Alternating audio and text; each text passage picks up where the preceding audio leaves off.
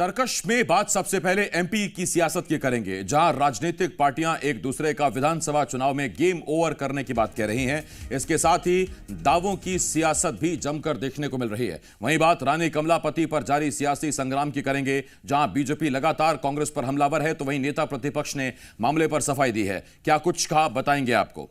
इसके साथ ही बात छत्तीसगढ़ सियासत की भी करेंगे, जहां बीजेपी नेता हेट स्पीच पर सियासी तकरार जारी है। आज इसी मामले में बीजेपी नेता सिविल लाइन थाना पहुंचे और मामले में जांच की बात कही।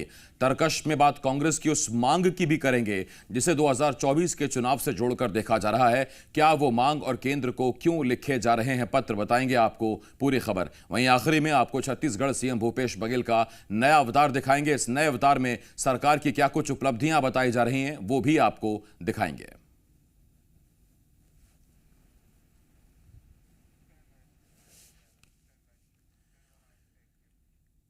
एमपी में इस साल विधानसभा का चुनाव होना है। ऐसे में सभी दल वोट बैंक को साधने की कोशिश कर रहे हैं। कांग्रेस भी अलग अलग वर्गों को साधने की कोशिश कर रही है और अब पीसीसी चीफ कमलनाथ ने एक और चुनावी वादा किया है, जिस पर बीजेपी ने तंज कसा है और विधानसभा चुनाव से पहले कांग्रेस का गेम ओवर बताया है।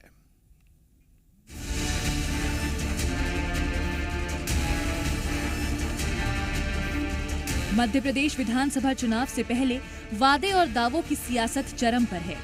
इसी सियासत को बरकरार रखते हुए पीसीसी चीफ कमलनाथ ने कई बड़े दावे कर दिए। इस दौरान उन्होंने सेन समाज को साधने की कोशिश की। जैसे कि हमारी सरकार बनती है, हम सेन समाज के बोर्ड का गठन करेंगे। अब आप ज्यादा देर नहीं इंतजार करते। महाराज सेन की जन्मस्थल माधवगढ़ में उनकी स्मारक भी बनाई जाएगी। ये आज हम इस सब 5 महीने का इंतजार कर रहे हैं ताकि मध्य प्रदेश भी एक सही पटरी पर चले।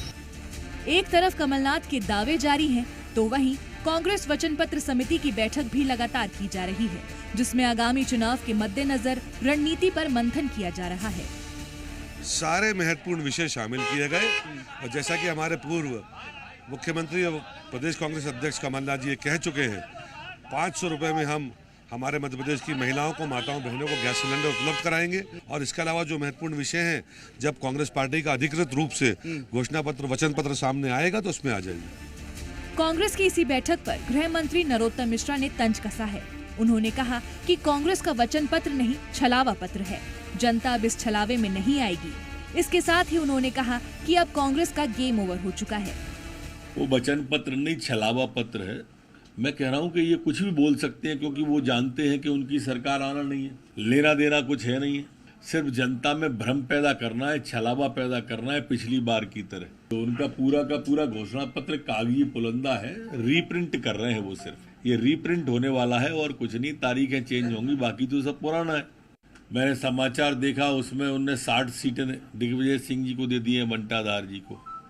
मतलब 60 पे तो उनने मान लिया कि हम जीत ही नहीं रहे। अब तो 170 के लिए लड़ाई लड़ने की बात कर रहे हैं, जहां हार उन्होंने स्वीकार कर ली है। वातानुकूलित कमरों में बैठ के कमलनाथ जी जनता के बीच कभी जाते नहीं, लेकिन अब नकाब उतर चुका है, गेम ओवर हो चुका है। जनता जान चुकी है कि ये छलावा है, छलावा समिति की बैठक। गृह मंत्री नरोत्तम मिश्रा की गेम ओवर वाले बयान पर कांग्रेस ने पलटवार किया है। नेता प्रतिपक्ष डॉक्टर गोविंद सिंह ने कहा कि दिसंबर में साफ हो जाएगा कि किसका गेम ओवर हुआ है। तो वहीं पूर्व मंत्री मुकेश नायक ने कहा कि बीजेपी के पास केवल 4 महीने बचे हैं। प्रधानमंत्री पार्टी के फर्जी डिग्री प्रदर्शित करते हैं, असत्य बोलकर देश को गुमराह करने का काम करते हैं। जिस पार्टी का नेता फर्जी काम कर रहा हो तो नरोत्तम मिश्रा तो उसके अनुयायी बनकर अपना बात कहेंगे। कह रहे कांग्रेस का गेम ओवर हो गया है। पता चल जाएगा चुनाव में, दिसंबर में कौन कितने पानी में है। कांग्रेस का नहीं, बीजेपी का गेम ओवर हो गया है। 4 महीने बचे हैं अब उनके पास। 20 साल हो गए इनको सरकार चलाते हुए। अब हर आदमी कहने लगा कोई सुनने वाला ही नहीं है। और जो सरकार के रूटीन के काम है, जो हितग्राही मूलक काम है, वो ना तो समय पे पूरे हो रहा है, ना तो उनका भुगतान समय पे हो रहा है। चुनावी साल में गेम ओवर वाली सियासत देखने को मिल रही है। सत्ता पर काबिज बीजेपी हो या फिर सत्ता के लिए बेकरार कांग्रेस, दोनों ही राजनीतिक पार्टियां 2023 का फाइनल मैच खेलने के लिए बेकरार नजर आ रही हैं। देखना होगा कि विधानसभा के इस फाइनल मैच में किसका गेम ओवर होता है और कौन जीत का रास्ता तय करता है। ब्यूरो रिपोर्ट, जी मीडिया। प्रमोद शर्मा, जी मीडिया संवाददाता, इस वक्त इस बड़ी खबर पर हमारे साथ जुड़ रहे हैं। प्रमोद, आधिकारिक तौर पर तो अभी गेम शुरू नहीं हुआ है, हाँ गेम ओवर की बात क्या कि माइंड गेम जरूर शुरू हो गया है। देखिए, फिलहाल तो गेम जो है वो जनता के हाथ में है और जनता मोहर लगाने के बाद जो नतीजे आएंगे उसमें नजर आएगा किसका गेम ओवर हो गया और किसका एंटर है। लेकिन कुल मिलाकर उससे पहले, जनता की मोहर से पहले, ये सियासी बयान वाले जो सियासत है वो गेम ओवर वाली मध्य प्रदेश में सियासत इस वक्त हाई है। देखिए, बीजेपी ने कांग्रेस पार्टी का गेम ओवर बताया, नरोत्तम मिश्रा ने बयान जारी किया, तो दूसरी तरफ नेता प्रतिपक्ष डॉक्टर गोविंद सिंह और पूर्व मंत्री मुकेश नायक ने बीजेपी का गेम ओवर वाला बयान दिया और कहा कि जनता परेशान है, बीजेपी बयानों वाली राजनीति कर रही है।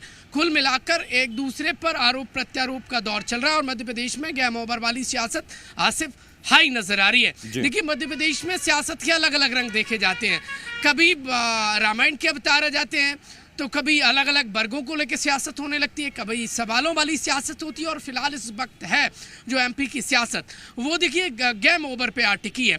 अब इससे किसको फायदा और किसको नुकसान, किसका क्या मैसेज जाएगा जनता के बीच में, ये कुछ अता पता नहीं है। लेकिन एक दूसरे का गेम ओवर सत्ताधारी बीजेपी और विपक्ष कांग्रेस पार्टी गेम ओवर करते नजर आ रहे हैं। देखिए, इलेक्शन अभी 6 माह दूर है और 6 माह पहले एमपी में गेम ओवर वाली सियासत इस वक्त बहुत सुर्खियां बटोर रही है। जनता के बीच में क्या मैसेज जाएगा ये कोई फिलहाल समझ नहीं पा रहा है।